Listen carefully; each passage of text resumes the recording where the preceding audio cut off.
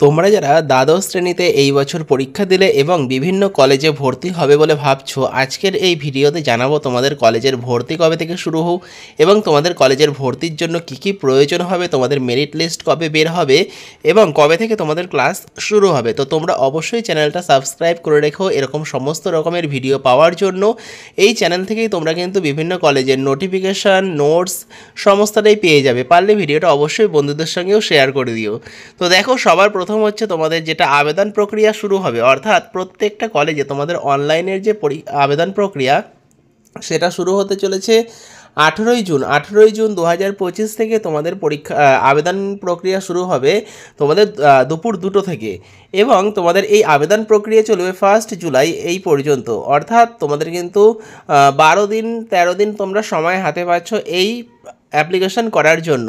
তো তোমরা এই সময়ের মধ্যে কিন্তু অবশ্যই তোমরা কলেজে ভর্তি হবে বিভিন্ন সাইবার ক্যাফের মাধ্যমে। পরবর্তী দেখো কি রয়েছে, 6 জুলাই তোমাদের কলেজ ও কোর্স অনুযায়ী মেরিট লিস্ট ও আসন বন্টনের প্রকাশ হবে। অর্থাৎ তোমাদের যখন 1 জুলাই আবেদন প্রক্রিয়া কমপ্লিট হয়ে যাবে, এরপর তোমরা যেই কলেজের জন্য আবেদন করেছো, তোমরা যেই কোর্সের জন্য আবেদন করেছো সেই অনুযায়ী তোমাদের মেরিট লিস্ট পাবলিশ করা হবে এবং সেই মেরিট লিস্ট অনুযায়ী সেই ভর্তি হবে 6 জুলাই তোমাদের কিন্তু ভর্তি হয়ে যাবে। তারপরে তোমাদের 17 জুলাই পর্যন্ত চলবে আপগ্রেড রাউন্ডের নতুন মেরিট লিস্ট ও আসন বন্টনের প্রকাশ।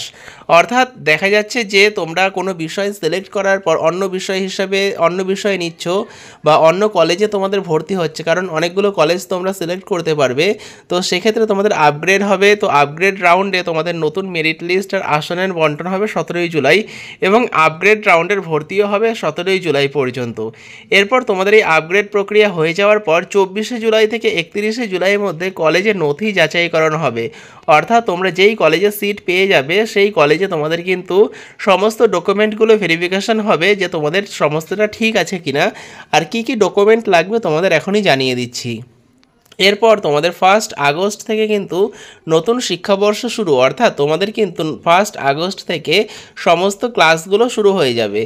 এরপর দেখো তোমাদের ফেজ 2 2 আগস্ট 2025 রাজ্যব্যাপী শূন্য আসনের তালিকা প্রকাশ। অর্থাৎ যেসব কলেজে তোমাদের ভর্তির হওয়ার পর সিট ফাঁকা থাকবে সেই ফাঁকা সিটের তালিকা প্রকাশ হবে 2 আগস্ট। 2 আগস্ট থেকে 11 আগস্ট পর্যন্ত মপ আপ অ্যাপ্লিকেশন, অর্থাৎ যারা ফেজ 1-এ ভর্তি হননি, বাতিল করেছেন বা আবেদন করেননি, মানে ধরো যারা ফেজ 1-এ তোমরা ভর্তি হওনি, কোনো না কোনো কারণে ভর্তি হতে পারোনি, অথবা ধরো তোমরা ফেজ 1-এ তোমরা যে সাবজেক্ট নিয়েছো বা যে কলেজে ভর্তি হয়েছো সেটা অ্যাডমিশন ক্যান্সেল করে দিয়েছো বা এখনও একদমই অ্যাপ্লিকেশন করোনি, তো সেক্ষেত্রে তোমরা 2 আগস্ট থেকে 11 আগস্ট পর্যন্ত আবার পুনরায় ভর্তি হওয়ার সুযোগ পাবে যদি বিভিন্ন কলেজে আসন ফাঁকা থাকে সেক্ষেত্রে।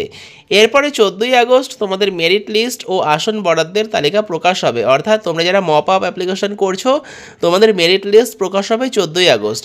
14 আগস্ট থেকে 17 আগস্ট পর্যন্ত মপ আপ রাউন্ডে ভর্তি চলবে। 21 আগস্ট তোমাদের ফেজ 2-এ আপগ্রেড রাউন্ডের আসনে বন্টনের তালিকা প্রকাশ হবে। অর্থাৎ ওই যে সাবজেক্ট তোমাদের চেঞ্জ হবে বা কলেজ চেঞ্জ হবে সেই তালিকা তোমাদের প্রকাশ হবে। এরপর 21 আগস্ট থেকে 24 আগস্ট যে আপগ্রেড রাউন্ডের যে ভর্তি সেই ভর্তি চলবে। আর 24 আগস্ট থেকে 1 সেপ্টেম্বরের মধ্যে মপ আপ রাউন্ডের পর ভর্তি হওয়া প্রার্থীদের কলেজে নথি যাচাইকরণ। অর্থাৎ তোমরা এই সেকেন্ড ফেজে যারা ভর্তি হচ্ছে তোমাদের কিন্তু নথিপত্র অর্থাৎ ডকুমেন্ট যাচাই করা হবে সেই নির্দিষ্ট কলেজে 28 আগস্ট থেকে 1 সেপ্টেম্বর।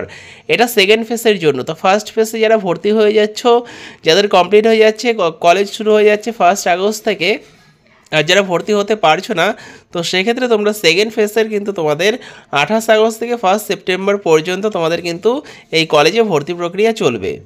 তো এবার দেখো কলেজে ভর্তির জন্য কি কি ডকুমেন্ট লাগবে। সবার প্রথমত লাগবে তোমাদের মাধ্যমিকের অ্যাডমিট কার্ড, এবার লাগবে উচ্চ মাধ্যমিকের তোমাদের অ্যাডমিট কার্ড, রেজিস্ট্রেশন সার্টিফিকেট, তারপরে রেজাল্ট, আর তারপরে লাগবে তোমাদের পাসপোর্ট সাইজের ছবি লাগবে, তারপরে তোমাদের সিগনেচার করতে হবে, আধার কার্ড লাগবে, SC ST OBC সার্টিফিকেট যদি থাকে সেই সার্টিফিকেট লাগবে, BPL কার্ড যদি থাকে সেটা লাগবে, বিদ্যালয় ট্রান্সফার সার্টিফিকেট বা টিসি সার্টিফিকেট যেটা সেটা লাগবে, মোবাইল নম্বর লাগবে, ইমেল আইডি করতে হবে, আর এবিসি আইডি কার্ড এটাও কিন্তু প্রত্যেকে তৈরি করে নেবে। এই সমস্ত কিন্তু তোমাদের রেডি রাখতে হবে কলেজে ভর্তির জন্য। যদি তোমাদের কোনো কিছু বুঝতে অসুবিধা হয় তোমরা নিচে কমেন্ট করতে পারো, পারলে ভিডিওটা বন্ধুদের সঙ্গে শেয়ার করে দিও, চ্যানেলটা অবশ্যই সাবস্ক্রাইব করে রেখো। এই এখান থেকেই তোমরা কিন্তু সমস্ত নোটিফিকেশানগুলো পেয়ে যাবে, বিভিন্ন কলেজের নোটস পেয়ে যাবে। আর যদি ভিডিওটা ভালো লাগে ভিডিওটা অবশ্যই লাইক করে দিও। তো ভিডিওটা শেষ পর্যন্ত দেখার জন্য তোমাদের অসংখ্য ধন্যবাদ।